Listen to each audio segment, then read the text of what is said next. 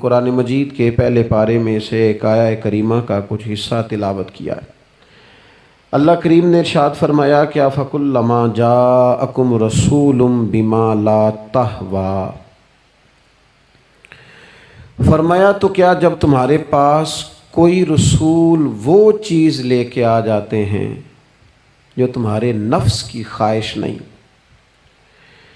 پیغمبر ایسی چیز تمہارے پاس لے آئے جن کو تمہاری خواہش، تمہارا نفس قبول نہیں کرتا،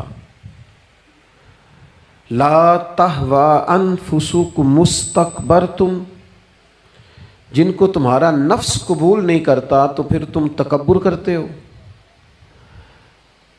تمہارے نفس پر وہ چیز گراں گزرتی ہے، تمہاری خواہش کے وہ چیز خلاف ہوتی ہے، تمہاری مرضی کے مخالف ہوتی ہے، پھر وہ تم اس سے تکبر کرتے ہو۔ فَفَرِيقًا كَذَّبْتُمْ، تو ایک گروہ ان میں سے انبیاء کو جھٹلاتا ہے، معاذ اللہ، ایک گروہ کیا کرتا ہے؟ نبیوں کو جھٹلاتا ہے، نبیوں کو، اور دوسرا اس سے بھی آگے بڑھ جاتا ہے، وَفَرِيقًا تَقْتُلُونَ، اور ایک گروہ ان کو شہید کر دیتا ہے۔ انبیاء کرام علیہم السلام کی جو تعلیمات ہوتی ہیں وہ کامل، اکمل اور مکمل ہوتی ہیں۔ انبیاء کرام علیہم السلام معصوم ہوتے ہیں۔ نبیوں میں معاذ اللہ نہ ظاہری طور پر کوئی نقص ہوتا ہے نہ باطنی طور پر نقص ہوتا ہے۔ اللہ تعالیٰ انبیاء کرام علیہم السلام کو بڑے قبیلوں میں پیدا فرماتا ہے، ان قبیلوں میں جو اس دور کے اندر لوگوں میں بڑی قدر کی نگاہ سے دیکھے جاتے ہیں، ان میں نبی آتے ہیں۔ انبیاء کرام کو اللہ تعالیٰ حسن و جمال دیتا ہے، قد و قامت دیتا ہے، ان کو اللہ تعالیٰ پر وجی چہرے دیتا ہے، کامل تعلیمات دیتا ہے۔ اور سب سے بڑی بات یہ ہے کہ انبیاء معصوم ہوتے ہیں، ان کے اندر کوئی نفسانی خواہش ہی نہیں ہوتی، نبی کوئی خطا کرتے ہی نہیں، کامل مکمل اکمل تعلیم نبی لے کے آتے ہیں۔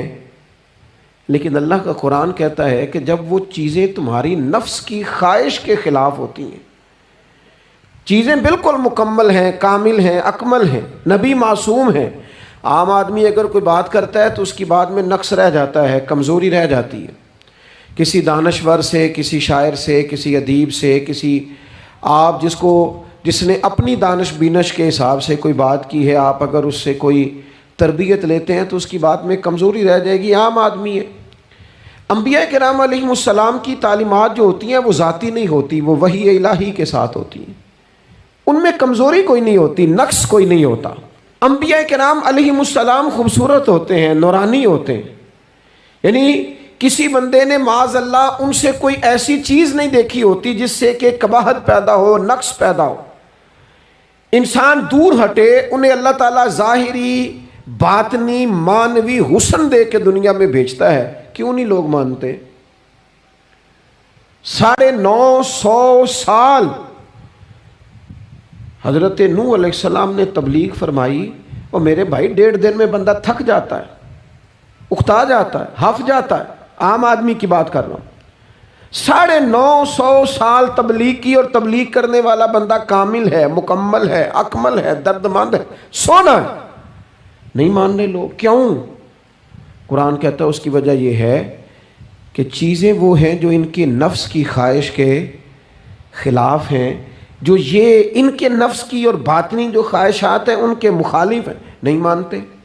حضرت موسیٰ کلیم علیہ السلام بنی اسرائیل کو نجات دینے کے لیے آئے تھے، راحت دینے کے لیے تشریف لائے تھے، لیکن آپ ان کے مطالبات دیکھیں کس قدر تکلیف دی۔ کبھی کہتے تھے نہیں مانتے جب تک اللہ کو اعلانیہ نہ دیکھ لیں، کبھی وہ کوئی مطالبہ لے کے آ جاتے، کبھی وہ پانی کا مطالبہ کرتے اور کہتے 12 چشمے الگ الگ چاہیے، کبھی وہ من و سلوہ کا مطالبہ کرتے، کبھی کہتے من و سلوہ تو آتا ہے پر ایک جیسا کھانا ہے، ہمیں تو الگ الگ چاہیے، وہ اجناس چاہیے جو زمین سے اگنی ہے۔ حضرت موسیٰ خوبصورت تھے، نورانی تھے، پروجی تھے، اور کمال یہ ہے کہ رب کے اتنے پیارے ہیں جن سے رب کلام فرماتا ہے، لیکن قوم ہے کہ تسلیم کرنے کو تیار نہیں، ماننے کو تیار نہیں۔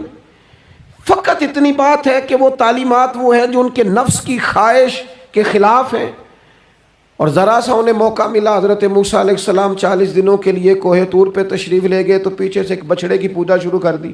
جناب کلیم واپس آئے تو پھر طرح طرح کی ہیلے بازیاں، حضرت یوسف علیہ السلام کا تو حسن مشہور ہے نا ساری دنیا میں، دنیا جانتی ہے نا کتنے سونے تھے، تو کیا اتنا خوبصورت آدمی بھی کنویں میں ڈال دیا جاتا ہے؟ کیا اتنا حسین آدمی بھی بازار میں بیچ دیا جاتا ہے؟ کیا اس قدر شخص جو ظاہری باطنی طور پر نورانی ہو، اس شخص پر بھی الزامات دھر کے جیل میں ڈال دیا جاتا ہے؟ مخلوق تو فنکار ہے اس درجہ کے پل بھر میں سنگے در کعبہ سے بھی اصنام تراشے، اور تم کون ہو کیا چیز ہے داغے کبابی، لوگوں نے تو مریم پہ بھی الزام تراشے۔ حضرت مریم سلام اللہ علیہ پر بھی، اور جناب عیسیٰ جن کو اللہ نے کھلے معجزات دیے، کوئی ضرورت تھی کسی اور چیز کی؟ جو بچہ پنگوڑے میں ہی کہہ رہا ہے انی عبد اللہ، میں اللہ کا بندہ ہوں، کھلے معجزات اور وہ بھی پنگوڑے میں۔ لیکن قرآن کہتا ہے تعلیمات وہ تھیں کہ جو ان کی نفس کی خواہش کے خلاف تھیں، لہذا نفس کی خواہش، وہ جو ایک جگہ پہ قرآن مجید نے کہا نا کچھ لوگوں نے نفس کی خواہش کو خدا بنا لیا، وہ چونکہ خواہشات نفسانیہ کے خلاف تھیں، نتیجہ اس کا یہ نکلا کہ ان لوگوں نے پیغمبروں، رسولوں، انبیاء، اللہ کے محبوب بندوں کو جھٹلا دیا، یہاں تک کہ قتل کر دیا۔ حضرت زکریہ علیہ السلام جیسے لوگوں پر آرے چلا دی، شہادتیں ہو گئی انبیاء کی۔ وجہ کیا تھی؟ نفس کی خواہش کے خلاف تعلیمات تھی انبیاء کی، نہیں تسلیم کیا۔ نبی اکرم نور مجسم شفیع معظم صلی اللہ تعالی علیہ وسلم کے نہ سارے معجزات ان لوگوں نے اپنی آنکھوں سے دیکھے تھے، اور ایک دوسرے کے سامنے بیٹھ کے حضور کی تعریفیں کرتے تھے کہ میرا بھتیجا ہے، اس نے کبھی جھوٹ بولا ہو، ہے کبھی امانت میں خیانت کی ہو، ہے کبھی اس کے اندر کوئی نقص دیکھا ہو۔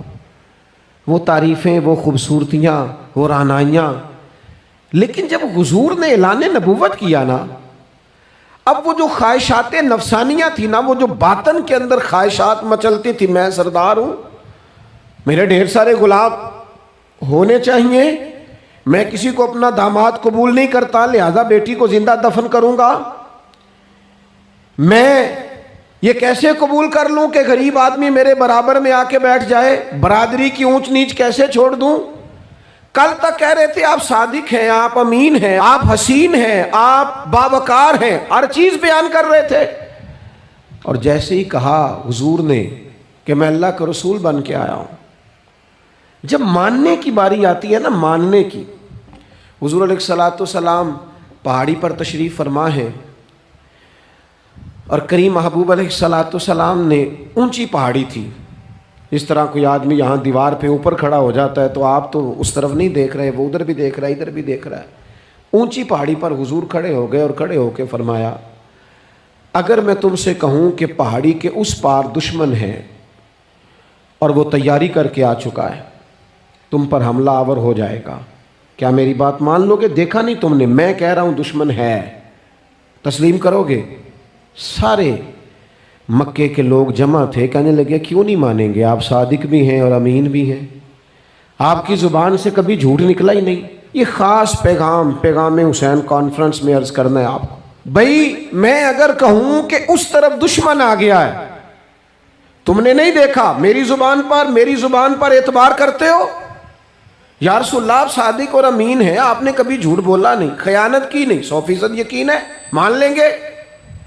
یہ بات ماننے کو تیار ہیں، یہ بات تسلیم کرنے کو تیار ہیں کہ آپ صادق اور امین ہیں، تو حضور نے فرمایا جس زبان سے تم یہ ماننے کو تیار ہو نا کہ اس طرف دشمن کھڑا ہے حملہ کر دے گا، اس زبان سے یہ بھی مان جاؤ کہ میں اللہ کا سچا رسول بن کے آیا ہوں۔ آپ میری بات کو سمجھیں، تھوڑی دیر پہلے بیک وقت کہہ رہے ہیں بالکل آپ جو کہتے ہیں حق اور سچ ہے، اور اب جب کہا میں رسول ہوں مان جاؤ،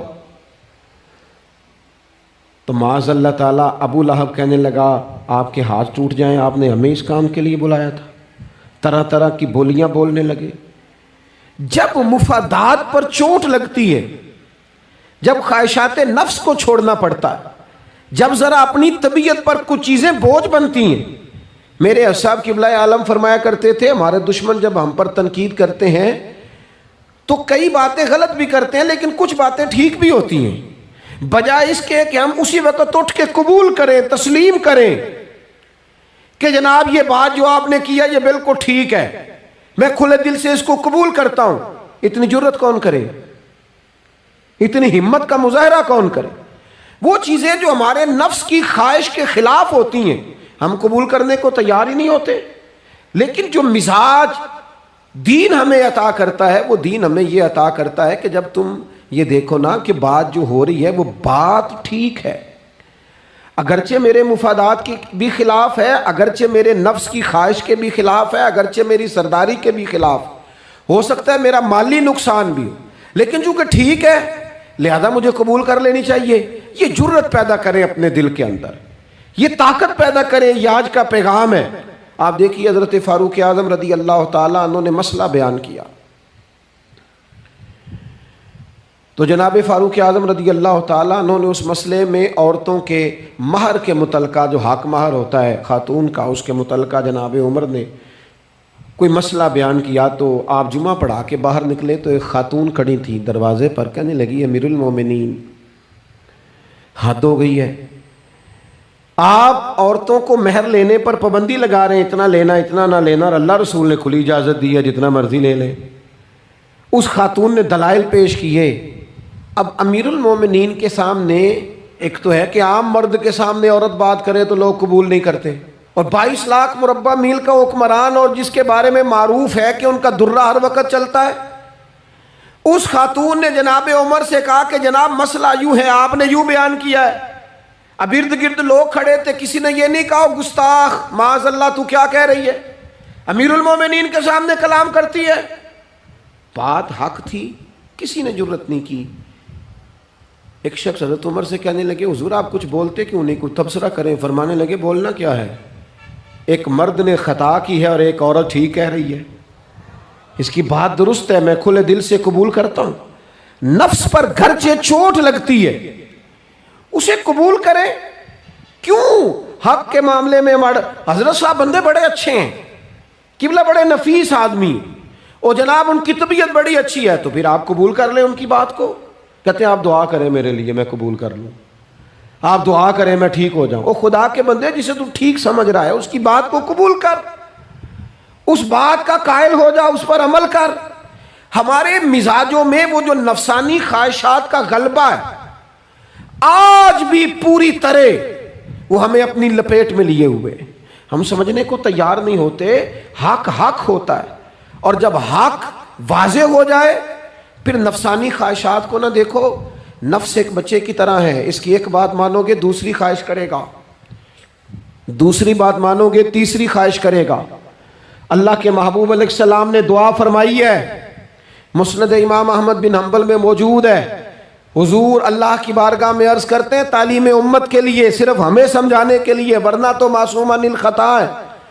محبوب اللہ کی بارگاہ میں عرض کرتے ہیں اے اللہ مجھے اس خواہش سے بچانا جو ایک اور خواہش میں مبتلا کر دے، اس خواہش سے بچانا جو خواہشات کے دروازے کھول. ہم اپنے نفس کو لے کر دین کے مقابلے میں کھڑے ہو گئے. میری برادری کہتی ہے کہ شادی میں ڈھول بجے گا، تماشا ہوگا، اور اللہ رسول کہتے ہیں کہ اس میں شریعت کا بول بالا ہوگا، پتہ چلے گا جیتتا کون ہے. میری اولاد کہتی ہے کہ اس راستے جانا ہے، رب رسول فرماتے ہیں اس راہ پہ جانا ہے. نفس کی خواہش اور ہے، اللہ رسول کا حکم اور ہے، ہم اس کو تسلیم کرنے کو تیار نہیں ہوتے. معافی مانگنی پڑ گئی ہے ایک بندے سے. ہماری جو بنائی ہوئے قبیلے اور برادریوں میں اونچ نیچ ہے اس کے حساب سے ہم بڑے قبیلے سے ہیں، وہ چھوٹی قبیلے سے ہم نے جو بنائی ہے، ورنہ تو قبیلے فقط تعارف کے لیے ہوتے. معذرت کرنی پڑ گئی ہے، لیکن کمال ہے ہمارے مزاج میں وہ پیدا ہو. اللہ رسول کو راضی کرنے کے لیے تھوڑی دیر اپنے نفس کو کچلے. ممکن ہے ایسا ہو، کرتے ہی نہیں ایسا، مزاج نہیں بنایا. ہمارے نفس کی خواہش کے مطابق اگر چلے پھر سارا. آپ یقین کریں لوگ استادوں کے پاس جا کے عزتیں اور پروٹوکول ڈھونڈتے ہیں، پیروں کے پاس جا کے عزتیں اور پروٹوکول ڈھونڈتے ہیں. ایسی جگہوں پہ جہاں پروٹوکول دینے کی باری تھی وہاں بھی لینے کے چکر میں پڑ جاتے. دینی کاموں میں اگر 4 لوگ ایک جگہ پہ اکٹھے کیے جاتے ہیں نا، یہاں دینی کام کر لو، تو وہاں جھگڑا شروع ہو جاتا ہے. دینی کام تو کرنا ہے پر آگے کون لگے گا. دینی کام تو کرنا ہے پر اس میں سربراہی کس کو ملے گی؟ دینی کام تو کرنا ہے، اس میں نام کس کا ہوگا؟ اس میں بڑا قد کس کا شمار کیا جائے؟ اس طرح قومیں آگے بڑھتی ہیں۔ اہل حق اس طرح ہوتے ہیں، سب سے آگے اپنے نفس کو رکھا جائے اور پھر انسان کا انقلاب آ جائے۔ یہ کیسے ممکن ہے؟ حضرت ابو ذر غفاری، میں قربان اس شخص پر، سیدنا ابو ذر غفاری، اس امت کے درویش فقیر، ایسا شخص جس کے بارے میں محبوب نے فرمایا زمین کے اوپر اور آسمان کے نیچے میرے ابو ذر سے سچا بندہ کوئی نہیں۔ اتنا بڑا آدمی زندگی فقر و فاقے میں گزار دی، اپنے مزاج پر طاری کر لی چیزیں کہ بس وہ سادگی جو ہمیں ہمارے رسول نے سکھائی ہے اسی میں رہنا ہے۔ حضرت ابو ذر غفاری گفتگو ہو رہی تھی، بات چیت ہو رہی تھی، جناب بلال حبشی رضی اللہ تعالیٰ عنہ کے ساتھ محو کلام تھے۔ حضرت بلال نے اپنے آپ کو سمجھا لیا تھا کہ میں دروازہ رسول کا گدا ہوں۔ کچھ لوگ نا غلام بے دام ہوتے ہیں، بے دام۔ ہمارے ہاں نا کچھ لوگوں کا پروٹوکول ہوتا ہے، اور کچھ لوگ ایسے ہوتے ہیں جو صبح سے لے کے شام تک جھاڑو دے رہے ہوتے ہیں، خدمتیں کر رہے ہوتے ہیں۔ میں آپ کو صحیح معنوں میں بتاؤں تو اصل حقدار وہ ہوتے ہیں لوگ، اصل ڈیوٹیاں ان لوگوں کی ہوتی ہیں۔ حضرت بلال حبشی نے طے کر لیا تھا کہ میں نے بس نوکری کرنی اور توجہ سے کرنی ہے۔ اور میں آپ کو دل کی بات بتاؤں، میں نے بڑے کیمرے دیکھے اپنی زندگی میں، میں نے بڑا کچھ دیکھا تھوڑے وقت میں۔ میں آپ سے عرض کروں، وہ بڑی مزیدار زندگی ہوتی ہے جس میں انسان تھوڑا پیچھے بیٹھا ہوا ہوتا ہے، جس میں نا بہت سارے کام ہیں۔ میں تھوڑے دن پہلے ایک جگہ جماعت کرانے کے لیے کھڑا ہوا، ایک صاحب نے جماعت کی ویڈیو بنانی شروع کر دی، بعد میں مجھے دوست بتانے لگے او خدا کے بندے، عبادت تقریر میں کبھی رونا آ جاتا تھا، دعا میں رونا آ جاتا تھا، میں نے ضبط کرنا شروع کر دیا، چھوڑ دیا۔ لوگ آنسو بیچنے لگ جاتے، پیر صاحب رو پڑے۔ پیر صاحب کس بات پہ روئے؟ او خدا کے بندو، پیر کو معافی لے لینے دو اللہ رسول سے، اپنے لیے اپنے سنگیوں کے لیے اللہ کے حضور اسے آنسو بہانے دو۔ کوئی چیز تو کیمرے سے باہر رہے، کچھ چیز تو۔ کیا خوبصورت لفظ ہے مولا علی شیر خدا کے، فرماتے ہیں اسے مبارک ہو جسے تھوڑے لوگ جانتے ہیں، اسے مبارک ہو۔ سے ثبوت نہ پچھو میتھوں، پلائے نظر کرم کا دھوئی، اے میں جانا یا دل بر جانے غیر نہ جانے کوئی، میں مسکین پرانا خادم کسے در ملی نہ ٹوئی، یہ تے واصف یار نے نظر جو کی تھی تے واصف ہی ہوئی۔ یہ تو اس کا فیصلہ ہے، ہمارے لیے مقام شکر ہے، ہر مقام پر شکر گزار ہیں، عاجزی کرتے ہیں۔ لیکن جو معاشرے کا ماحول بن گیا، یعنی ایک بندے سے بھی آپ بغیر کیمرے کے ملاقات ہی نہیں کر سکتے۔ وہ زیارت کرنے آتا ہے اور وہ ساتھ کہتا ہے 30 سیکنڈ کا میں نے کلپ بھی بنانا ہے، بس تو زیارت ہو گئی، بس ختم ہو گئی بات۔ یہ کون سی زیارت ہے جو تو نے قید بھی کرنی ہے ساتھ؟ خدا کا خوف کریں۔ کیا کس طرف ہم جا رہے ہیں؟ بہرحال عام دام برسر مطلب، حضرت بلال حبشی نے طے کر لیا تھا اپنی زندگی میں سادگی، پیچھے پیچھے رہنا ہے۔ وہ شہرت سے بچنے والا پیچھے پیچھے رہتا ہے، اور میرا جی چاہتا ہے ساری غزلیں اس ظالم کے نام کریں۔ کچھ لوگ طے کر لیتے ہیں میں نے پیچھے پیچھے رہنا ہے، ان کے اعلان کیے جاتے ہیں، بلایا جاتا ہے، پھر بھی پیچھے نکل جاتے ہیں۔ جو عرض کرنا چاہتا ہوں، حضرت سیدنا بلال حبشی نے طے کر لیا تھا۔ ایک دن کسی بات میں نا ہو جاتا ہے رائے کا اختلاف، رائے کے اختلاف کو کبھی مخالفت نہ بنائیں، اپنوں سے اختلاف ہو تو اختلاف رائے رکھیں، رائے دیں، حکم کبھی نہ دیں۔ ہمارے یہاں لوگ حکم دیتے ہیں، رائے نہیں دیتے، بعد میں ادھر ادھر بیٹھ کے شکوے کرتے ہیں، دسو جی میری منی نہیں، وہ بھی تیرے سے مشورہ لیا تھا، قبول بھی ہو سکتا ہے، رد بھی ہو سکتا ہے، ختم ہو گئی بات۔ کسی بات میں جناب ابو ذر غفاری کا اور حضرت بلال حبشی کا رائے کا اختلاف ہو گیا۔ اب حضرت بلال حبشی غلام ہے، جناب ابو ذر بڑے قبیلے سے، تو جناب ابو ذر غفاری نے بات کرتے کرتے حضرت بلال کو کہہ دیا، او ابشن کے بیٹے، تھے بھی وہ ابشن کے بیٹے، لیکن حضرت بلال کے دل کو تکلیف ہوئی۔ بعض لوگ کہتے ہیں میں نے سچ ہی بولا ہے، سچ اپنے بارے میں بولنا، تو دوسروں کے بارے میں سچ بولتا ہے، اپنے بارے میں بول، صرف تو دوسروں کے لیے بولے۔ او جی میں نے سچ ہی تو بولا تھا۔ سچ بولنے کی بھی حکمت ہے، سچ بولنے کی سب سے بڑا سچ کسی کو اللہ کی طرف بلانا ہے، اور میرا رب فرماتا ہے ادعو الی سبیل ربک بالحکمہ، کسی کو اللہ کی طرف بھی بلاؤ تو دانائی کے ساتھ بلاؤ، حکمت کے ساتھ۔ سب سے بڑا سچ بھی بولو تو دانائی کے ساتھ بولو۔ تو نے سچ بولا ہے اور تو نے لوگوں کا کلیجہ چیر کے رکھ دیا ہے. یہ کیا انداز ہوا تیرا سچ بولنے کا؟ یہ کیا طریقہ ہوا؟ حضرت سیدنا بلال حبشی رضی اللہ تعالیٰ عنہ کو جناب ابو ذر غفاری نے کہا حبشن کے بیٹے بات سچی تھی. حضرت بلال کو تکلیف ہوئی, کونے میں بیٹھ کے روئے, اور غلام روئے اور آقا کو خبر نہ ہو. تڑپے جو ہم یہاں تو مدینے خبر گئی. حضور علیہ الصلوۃ والسلام پتہ چلا, محبوب نے ممبر سجایا. حضور کی عادت تھی نامینیٹ کر کے اصلاح نہیں کرتے تھے, بائی نیم نہیں, نامزد کر کے نہیں, اوورال بات کر دیتے, سمجھنے والے سمجھ جاتے. حضور فرمانے لگے لوگوں کو کیا ہو گیا ہے, میں نے تو جاہلیت کی ساری باتیں پاؤں تلے رون دی تھی, ابھی بھی کہتے ہیں بلال کو حبشن کا بیٹا. حضرت ابو ذر غفاری کہتے ہیں باقی تو کوئی نہ سمجھے تو میں سمجھ گیا. بڑا مشکل ہوتا ہے مجمعوں میں اٹھ کے معافی مانگنا. ہمارے ہاں بعض لوگ معافی بھی اس طرح مانگتے ہیں کہ یوں لگتا ہے گن بھی ساتھ پکڑی ہوئی ہے, معافی دو ورنہ گولی مار دوں گا. معافی مانگنے کا بھی طریقہ سلیقہ نہیں آتا. اور دنیا میں کچھ ایسے نفس پرست ہیں, ان کو استادوں سے معافی مانگنے پڑی تو نہیں مانگ سکتے.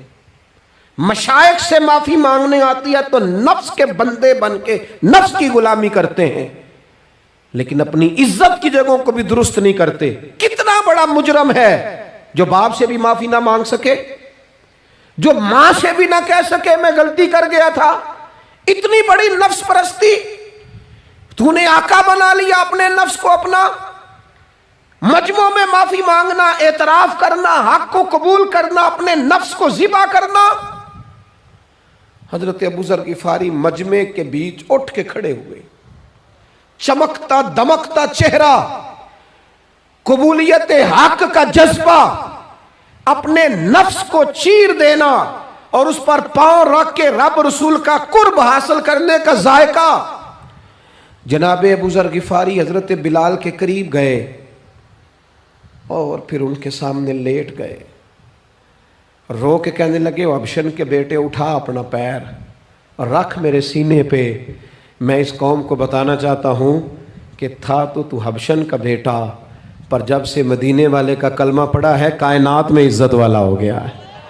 یہ دیکھو کس نے ذروں کو اٹھایا اور صحرا کر دیا, کس نے قطروں کو ملایا اور دریا کر دیا, کس کی حکمت نے یتیموں کو کیا در یتیم اور غلاموں کو دنیا بھر کا مولا کر دیا. ہمارا نفس کی خواہش بچی, رشتے نہیں بچے. ہمارے نفس کی خواہش بچی, تعلقات نہیں بچے. نفس کی خواہشیں بچی, ہمارے اپنے نہیں بچے. نفس کی خواہشیں بچی, مال جمع ہوا, دیانتداری نہیں بچی, وعدوں کی پابندی نہیں بچی, تجوریاں بھر گئیں, روحیں اجڑ گئیں. بددیانتی سے رزق حرام سے کمایا ہوا مال, کاریں کوٹھیاں بنگلے بن گئے, باطن اجڑ گیا. اس لیے کہ نفس کی خواہش پوری کی. نفس کے سامنے اگر انبیاء کی بھی تعلیمات آئیں, لوگوں نے تکبر کیا, قتل تک کر دیا نبیوں کو, لیکن اپنے نفس کی خواہش کے خلاف جانے کو تیار نہ ہوئے. خدا را واپس آ جاؤ, خدا را. وقت آیا, یہ وقت بدلتا رہا, یہ دور تبدیل ہوتا رہا. لوگوں نے اپنی بادشاہیاں قائم کرنے کے لیے بڑے بڑے قتل کیے. ہلاکو خان نے انسانی کھوپڑیوں کے مینار بنائے. لوگوں نے بڑے بڑے ظلم کیے, جبر کیے, خوف اور ہراس پھیلایا. اپنے اقتدار پکے کرنے کے لیے بڑے بڑے جبر کیے. پھر کیا ہوا؟ ایسی ایسی بیماریاں لگیں جن کے علاج ہی کوئی نہیں تھے دنیا میں. بھری ہوئی تجوریاں, پیسے باہر گر رہے ہیں, پر ڈاکٹر کہہ رہا ہے تیرا مرضی وہ ہے جس کا علاج ہی کوئی نہیں. اللہ تبارک و تعالیٰ کے قانون سے جب لوگ ٹکراتے ہیں پھر پاش پاش ہو جاتے ہیں. وقت گزرا, ٹائم یزید کا آیا. وقت گزرا تو ٹائم عبید اللہ ابن زیاد کا آیا, ٹائم شمر کا آیا. 1450 سال گزرنے کے بعد اس ہزاروں کے مجمع میں سے ایک ایک بچے کو حدیث یاد ہے کہ حسن اور حسین جنتی جوانوں کے سردار ہیں. بتاؤ یزید کو نہیں آتی تھی, شمر کو نہیں پتا تھا, کلمہ تو پڑھتے تھے نا. یہ عبید اللہ ابن زیاد کو نہیں پتا تھا. نبی پاک علیہ السلام کے کندھوں پر حسنین رہے, ان سب کو پتہ نہیں تھا؟ یہ جانتے نہیں تھے کہ یہ وہ حسنین کریمین ہیں جن کو حضور سنتے تھے، فرماتے تھے یہ میرے پھول ہیں دونوں؟ کیا بات رضا اس چمنستان کرم کی، زہرا ہے کلی جس میں حسن اور حسین پھول۔ آج 1450 سال گزرنے کے بعد امت کو حدیث آتی ہے کہ نبی پاک علیہ السلام نے فرمایا جس نے حسن اور حسین سے پیار کیا اس نے مجھ سے پیار کیا، جس نے ان سے بغض رکھا اس نے مجھ سے بغض رکھا۔ کلمہ پڑھتے تھے، مسلمان کہلاتے تھے۔ 10 محرم کو جمعے کا دن تھا، امام حسین امامہ باندھ کے گھوڑے پر بیٹھ کر خطبہ دینے لگے تو ایک شخص اندر سے بول کے کہنے لگا حسین تقریر لمبی نہ کر، ہمارا جمعہ لیٹ ہو رہا ہے۔ بلے و نمازیو، سامنے وہ شخصیت کھڑی ہے جس پر ابھی درود پڑھیں گے نماز میں، اللہم صلی علی محمد وعلی، ابھی درود پڑھیں گے حسین ابن علی پر، ابھی شہید کر کے ابھی درود پڑھیں گے، وہ سامنے کھڑے۔ اور امام حسین کا ایک جملہ تاریخ نے یوں لکھا ہے کہ شاید ریت کے ذرے بھی تڑپ گئے۔ امام علی مقام فرمانے لگے مجھے غور سے دیکھو، تمہیں پتہ ہے میں کون ہوں؟ تم جانتے ہو میں کون ہوں؟ نبی پاک نے فرمایا تھا یہ حسن اور حسین میرے بیٹے ہیں کیونکہ میری بیٹی کے بیٹے۔ تمہیں پتہ ہے میں کون ہوں؟ سامنے امام حسین کھڑے، فرمایا مجھے جانتے ہو؟ اور امام علی مقام فرمانے لگے میں تمہارے نبی کا نواسا ہوں، اور آج کے بعد تمہیں کسی نبی کا کوئی نواسا نہیں ملے گا، کیونکہ نبی پاک آخری نبی ہیں، اور جب حضور کے بعد کوئی نبی نہیں آئے گا تو کسی نبی کی اولاد کیسے ہوگی؟ تمہیں آج کے بعد کسی نبی کے نواسے کی زیارت نہیں ملے گی۔ میں کیسے آپ سے یہ بات آپ کو عرض کروں کہ سامنے حسین ابن علی بھی ہوں تو لوگ نفس کی خواہشیں پوری کرتے ہیں، لوگ اپنی کرسیاں پکی کرتے ہیں، لوگ گورنریاں پکی کرتے رہے، لوگ گڈ بک میں جانے کے لیے ایک دوسرے کو شاباشیاں دیتے رہے، جشن ہوتا رہا۔ سب سے پہلے ایک شخص نے امام حسین کا قافلہ روکا تھا، اس کا نام حور بن یزید تھا، سب سے پہلے اس نے روکا تھا، وہ ایک لشکر کا سپہ سالار تھا۔ جب امام حسین رضی اللہ تعالیٰ عنہ نے خطبہ پڑھا نا تو حور یزیدی فوج میں تھا، واپس گیا اور عبید اللہ ابن زیاد سے جا کے کہنے لگا، یا جو بھی وہاں لوگ موجود تھے یزیدی فوج کے، ان سے کہنے لگا تم نے تو کہا تھا کہ صرف راستہ روکنا ہے، تم نے تو کہا تھا کہ صرف ان سے کچھ منوانا ہے، تم نے تو جب مجھے بھیجا تھا تو کہا تھا کہ بات تھوڑے معاملات ہیں، اوہ سچ بتاؤ نبی کے نواسے کو شہید کرو گے؟ تم نے تلواریں نکال لی ہیں، نیزے نکال لیے ہیں، تیر نکل آئے ہیں، تیاری مکمل ہے، مجھے سچ بچاؤ، کیا حسین ابن علی کی گردن پر خنجر چلانے لگے ہو؟ سیدہ فاطمہ کا جگر پارا شہید ہوگا؟ کیا یہ خبر سچ ہے؟ یوں ہوگا؟ تو کہنے لگے ہاں یہی حکم ہے ہمیں، یہی تیاری ہے، یہی پروگرام ہے، یہی پلان ہے، یہی ہوگا۔ کہنے لگا میں اور آپ تو مدینے والے رسول کا کلمہ پڑھتے ہیں، تو کیا محبوب کے نواسے کو ذبح کرو گے؟ جناب علی اکبر کو جن کا چہرہ رسول پاک سے ملتا ہے، حضرت قاسم بن حسن کو، جناب علی کے بیٹوں عباس بن علی کو، حضرت علی کے بیٹے ابو بکر بن علی کو، حضرت علی کے بیٹے عمر بن علی کو، حضرت علی کے بیٹے یہ بھی 3 کربلا میں موجود، حضرت عثمان ابن علی کو، ان کو شہید کرو گے؟ نے کہا ہاں تیاری ہو گئی ہے۔ تو سب کے ضمیر مردہ نہیں ہوتے، ہاں بڑی بڑی سخت جگہوں پہ پھول اگتے ہیں۔ حور نے جب ان سے کہا کہ تمہارا پکا ارادہ ہے، کہا پکا ارادہ ہے، تو اس نے کہا یہ زیرہ پکڑو، یہ عہدہ پکڑو، مجھے تمہارا دیا ہوا عہدہ نہیں چاہیے، حسین کے نانا کی دی ہوئی جنت درکار ہے، یہ رکھو اپنے پاس، مجھے تمہارا، ایڑی لگائی اس نے اور دوڑا اور امام حسین کے قدموں میں گیا، کہنے لگا حضور میں مجرم ہوں، میں خطا کار ہوں، میں نے سب سے پہلے آپ کو روکا تھا، پر مجھے قسم ہے اللہ کی، میں جانتا نہیں تھا ان کا ارادہ کیا ہے۔ حضور بھول گیا، غلطی کر بیٹھا، یہ اندھے ہوں گے، ان کی آنکھوں میں پٹی بندی ہوگی، اور مجھے تو پتہ ہے نا کہ دنیا کو پھر محمد کا نواسہ نہ ملے گا، مجھے خبر ہے۔ اگر معافی مانگوں تو معاف کر دو گے؟ پہلا مجرم ہوں، میں نے روکا ہے۔ اگر آ جاؤں تو قبول کر لو گے؟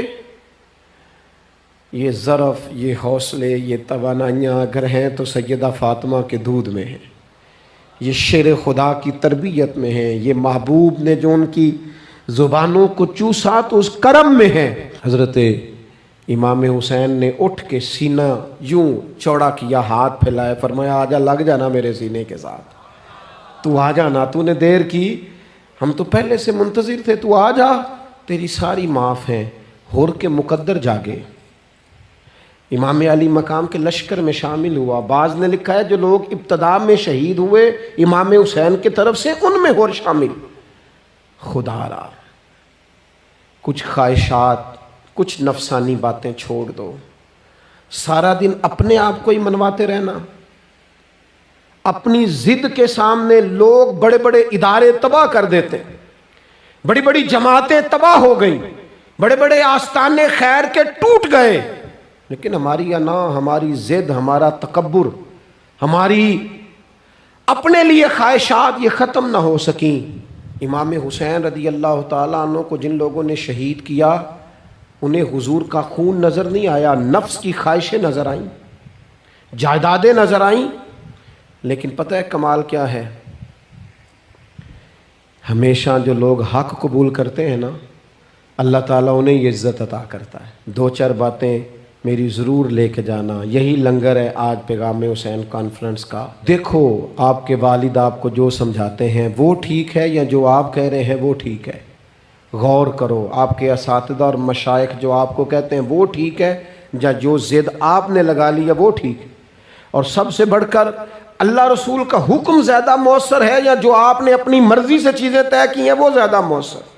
اپنی نفسانی خواہشات کو تھوڑی دیر کے لیے کنٹرول کرو، اپنے آپ پر تھوڑی دیر کے لیے پابندی لگاؤ، ایک ایک کر کے اپنی خواہشات کو کچلو، زندگی کے اندر کچھ ایسی چیزیں پیدا کرو جس سے روح تازہ رہے، دل تازہ رہے، طبیعت تازہ رہے، دین بچا رہے۔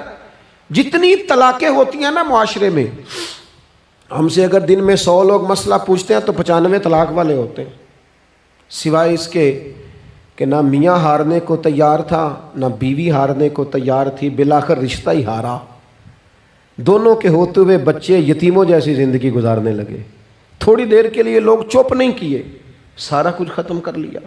اپنی مزاج کے اندر، اپنی طبیعت کے اندر تحمل پیدا کرو، بردباری۔ میں ایک دفعہ بہت پریشان تھا، حالات کچھ عجیب رخ اختیار کر گئے، بہت پریشان تھا، تو میں ایک بزرگ کی خدمت میں حاضر ہوا، میں نے کہا دعا فرمائیے گا، تو مجھے کہنے لگے سیدہ زینب کی سیرت پڑھو۔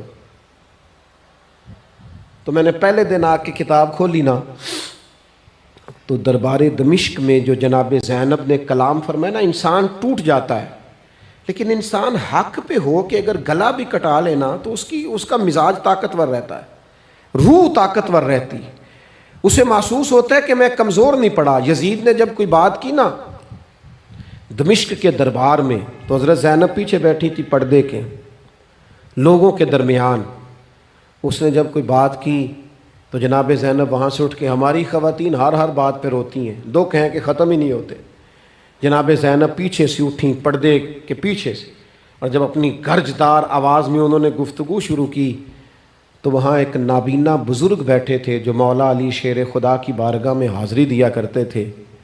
جب سیدہ زینب نے خطبہ شروع کیا نا تو وہ بزرگ چونک گئے، اور وہ نابینا تھے تو ساتھ والے آدمی کا گھٹنا ہلا کے کہنے لگے علی آ گئے دربار میں، علی کی آواز ہے، علی بول رہے ہیں دربار دمشق میں، وہ زینب کا خطاب منبر پہ علی بول رہے ہوں جیسے، علی آ گئے، وہ گرج آواز میں، وہ تنتنا، وہ دبدبا، وہ وفاداری، وہ ان کی بات میں صداقت، کانپ گئی ہر چیز دربار کی۔ اور امام زین العابدین بیمار بھی تھے، مسافر بھی تھے، پریشان بھی تھے، لیکن جب یزید سے انہوں نے کہا نا مجھے خطبہ دینے دے، تو چند منٹ گفتگو کی امام زین العابدین نے، تو کہنے لگا اذان پڑھو جماعت کرائیں، اس لیے کہ ان کی باتوں میں وہ حق ہوتا ہے۔ میں دیکھتا ہوں ہماری سب کی اپنی اپنی خواہشیں ہیں، اپنے اپنے رویے ہیں، اپنا اپنا مزاج ہے۔ اگر لوگوں کو کسی جگہ بھی ملک کی ملی اور دینی پروگرام کے لیے جمع ہونے کو کہا جائے، ہم تیار نہیں۔ کیا کیا جاتا ہے ہمارے ساتھ؟ ہمارے ضمیر اس لیے خریدے جاتے ہیں کہ ہم خواہشات کے بندے ہیں۔ الگ الگ کر کے کسی کو کہا جاتا ہے تیرا کاروبار چمک جائے گا، کسی کو کہا جاتا ہے تیرا وہ نظام ٹھیک ہو جائے گا، الگ الگ کر کے لوگوں کو خرید لیا جاتا ہے۔ لیکن اگر خواہشات تھوڑی ہوں، اللہ کی رضا پر چلنے کا جذبہ زیادہ ہو، تو میرے عزیز زندگی آسان ہو جائے گی۔ میں تو امام علی مقام رضی اللہ تعالیٰ عنہ اور یزید کے معاملے میں ایک ہی بات سمجھا ہوں، سب کو پتہ تھا یہ حسین ابن علی، سب کو پتہ تھا حق ان کے ساتھ ہے، سب جانتے تھے ان سے زیادہ عظمت کسی کی نہیں، لیکن اپنے نفس کی خواہشوں پر کنٹرول نہیں کر سکے۔ پوری امت کا اس وقت مسئلہ ضروریات کا نہیں، خواہشات کا ہے۔ 2 قدم پیچھے ہٹیں خواہشوں کے لیے، 4 قدم آگے بڑھیں دین کے لیے۔ 2 قدم پیچھے ہٹیں اپنی خواہشات کو چھوڑیں، 4 قدم آگے بڑھیں ملک کے لیے، ملت کے لیے۔ 2 قدم پیچھے ہٹیں اپنی خواہشات کو چھوڑیں، 4 قدم آگے بڑھیں نظریے کے لیے اور فکر کے لیے اور امام حسین کے پیغام کے لیے۔ آج میں آپ سے گزارش کروں گا، اگر انا بچاؤ گے تو روحانیت نہیں بچے گی، اگر نام بناؤ گے تو کام نہیں ہوگا۔ فاضل بریلوی نے کہا تھا بے نشانوں کا نشان مٹتا نہیں، ہمارا تو مٹتے مٹتے بھی نام ہو ہی جائے گا۔ اپنی زندگی سے نفسانی خواہشات کو نکال دو، ورنہ یہ بڑے بڑے فضیلت معاب لوگوں کے سامنے بھی کھڑی ہو جاتی ہے، بے ادب کرتی ہے، دیکھو یہ گستاخ بناتی ہے معاذ اللہ۔ بڑی جگہ انسان زیادتیوں پہ، آج بھی کچھ لوگ کہتے ہیں فلاں آدمی اتنا نیک ہے تو پھر فلاں بندہ مخالفت کیوں کرتا ہے؟ میں نے کہا جو نبیوں کی مخالفت سے باز نہیں آئے، جو صحابہ کی مخالفت سے باز نہیں آئے، اہل بیت کی مخالفت، جو حسین ابن علی کے سامنے کھڑے ہو گئے، کون ایک آدمی کس کھاتے میں؟ اللہ کا قرآن کہتا ہے یجاہدون فی سبیل اللہ ولا یخافون لومۃ لائم ذالک فضل اللہ یؤتیہ من یشاء۔ کچھ لوگ اللہ کے راستے میں جہاد کرتے ہیں تو لوگ ان کی ملامت بھی کرتے ہیں، انہیں برا بھی کہتے ہیں، پر وہ کسی کی پرواہ نہیں کرتے۔ یہ ان پر اللہ کا فضل ہے، اور یہ فضل رب جسے چاہتا ہے اسے عطا کرتا ہے۔ آپ حضرات آج اس محفل سے یہ لنگر لے کے جائیے گا کہ کہیں میری روحانیت کے سامنے میری نفسانی خواہشات تو نہیں کھڑی ہو گئیں۔ تھوڑا سا 2 قدم پیچھے ہٹنا ہے، ہم نے امام علی مقام سے فیض لینا ہے، امام حسین کی عظمتوں کو سلام کرنا ہے۔ سر اٹھا کے جینا چاہتے ہو تو امام حسین کا طریقہ اپنا لو، ان کے رستوں کے مسافر بن جاؤ۔ زندگی وقار کے ساتھ گزرے گی، خودداری کے ساتھ گزرے گی، عزت نفس کے ساتھ۔